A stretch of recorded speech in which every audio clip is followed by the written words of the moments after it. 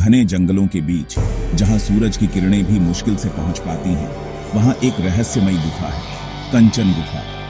इस गुफा का नाम ही अपने आप में अद्भुत है, क्योंकि इसकी दीवारें जब चांदनी की रोशनी पड़ती हैं तो सोने की तरह चमकने लगती हैं। कहा जाता है कि सदियों पहले एक पराक्रमी राजा ने इस गुफा को अपने गुप्त खजाने को छिपाने के लिए बनवाया था। युद्धों में जीते हुए सोने, चांदी, हीरे जवाहरात और अनमोल मूर्तियां सब इस गुफा में छुपा दी गईं।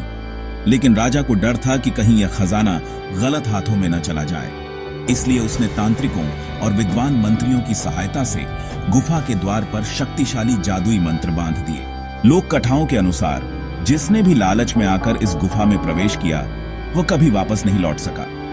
कई लोगों ने बताया कि भीतर अंधेरे में सुनहरी परछाइयां दिखाई देती हैं और अचानक अजीब आवाजें गूंजने लगती हैं, जैसे कोई अनजानी शक्ति वहां पहरा दे रही हो।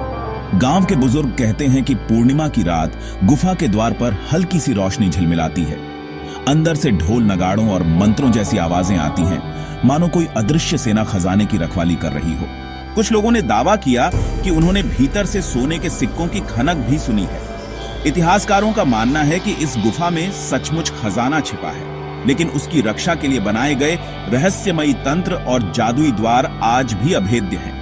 वहीं वैज्ञानिक इसे मात्र प्राकृतिक घटना मानते हैं। उनका कहना है कि गुफा की चट्टानों में ऐसे खनिज मौजूद हैं जो रोशनी में सोने जैसी चमक बिखेरते हैं और हवा की टकराहट से अजीब आवाजें सुनाई देती हैं।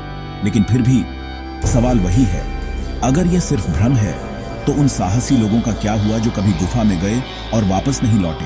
क्या वाकई गुफा के भीतर अनगिनत खजाने छिपे हैं? क्या वहां कोई प्राचीन शक्ति पहरा दे रही है, या फिर यह सब सिर्फ इंसानी लालच और डर की कहानी है? सच जो भी हो, कंचन गुफा आज भी अपने भीतर एक ऐसा रहस्य छुपाए बैठी है जो इंसान को सोचने पर मजबूर कर देता है।